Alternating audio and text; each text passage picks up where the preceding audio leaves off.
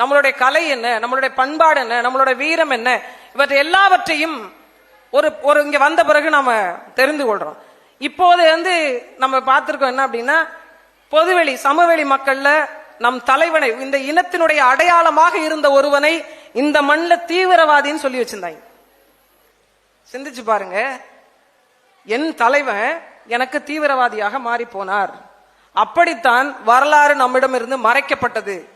ஆனால் ஒரு பெரிய இன புரட்சியாக தான் நான் இதை பார்க்கிறேன். இது ஒரு விடுதலை புரட்சியாக, இன புரட்சியாக வந்துதான் உன் இனத்தின் தலைவனை அடையாளம் காட்டி தன் மக்களுக்கே புரிய வைக்கக்கூடிய ஒரு சூழலில் இருந்த நம்மை ஒரு மிகப்பெரிய ஒரு வெளிச்சத்திற்கு கொண்டு வந்து உன் தலைவன் இவர்தான் என்று அடையாளம் காட்டியது நாம் தமிழர் கட்சி அண்ணனும்.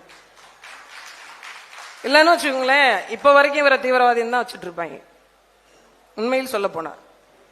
அப்ப நம்ம வரலாறு எப்படி மறுதளிக்கப்பட்டிருக்கிறது? ஏன் மறுதளிக்கப்பட்டது? எதற்கு நம் இனத்துல இவ்வளவு பெரிய கூறுகள், இவ்வளவு பெரிய இடைவெளிகள், இவ்வளவு பெரிய விரிசல்கள் இருந்தது? காரணம் என்ன அப்படின்னு கேட்ட அப்படின்னா, தன்னை அறியாததுதான், நம் வரலாற்றை தெரிந்து கொள்ளாததுதான் இங்க மிக பெரும் பிரச்சனை. இப்ப என் பாட்டன் எவ்வளவு வீரமிக்கவன் எனக்கு தெரியல அப்படின்னா, என் பிள்ளைக்கு நான் அதை எப்படி கடத்துவேன்? எப்படி கடத்துவேன்? அப்படித்தான் நம்ம பாட புத்தகத்துல நான் 6வது 7வது 8வது படிக்கும் போதெல்லாம் பாத்தீங்கன்னா, பெண் இனத்தினுடைய அடையாளமா ஜான்சி ராணியை சொன்னாங்க. எனக்கு அப்ப வரைக்கும் வேலு நாச்சியார் தான் அவங்களை விட முன்னோடி அப்படிங்கிறது தெரியல, உண்மையிலே தெரியல.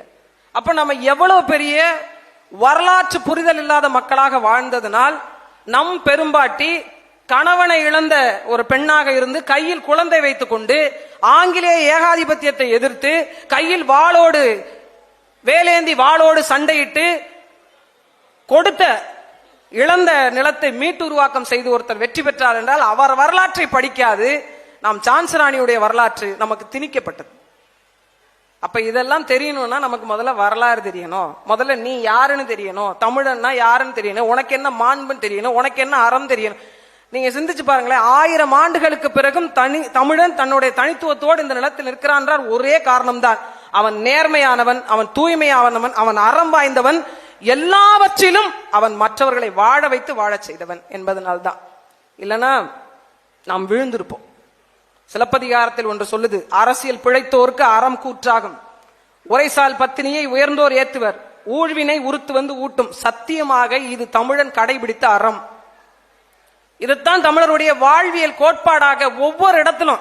நீங்க பாருங்க, இன்னா 40 இனியவை 40, எதெல்லாம் செய்யக்கூடாதுன்னு 40, எதெல்லாம் செய்யலான்னு 40. திருமூலர் எழுதிய திருமந்திரத்தை எடுத்து பாருங்களேன்,